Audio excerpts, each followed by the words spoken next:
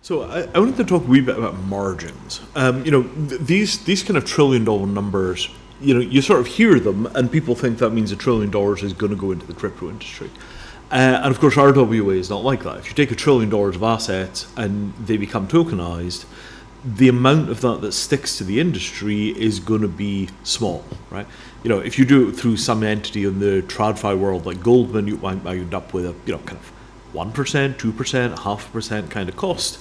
With crypto, the expectation is that cost comes down, and this is what we compete on. So if you take $10 trillion of assets, 1 basis point, 1% of that is $1 billion. So, if you want to sense the size of the gap, $10 trillion is kind of your lump, and then every basis point of costs causes $1 billion to stick to the crypto industry in the process of processing that $1 trillion. And I think that's quite an interesting way of thinking about it, because it sort of implies that there might be, for every 10 trillion that gets tokenized, somewhere in the neighborhood of $100 billion of revenue that would stick to some set of entities inside of the crypto industry.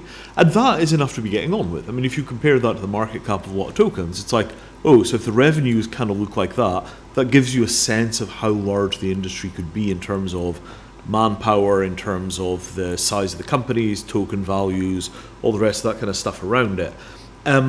It's not common in crypto for us to think in those kind of terms, but when you get into RWA, it's entirely about margins. It's about the competition between different companies for margins, and so these very large sums of money move, but only a tiny amount of it sticks on to the companies in the middle on the way.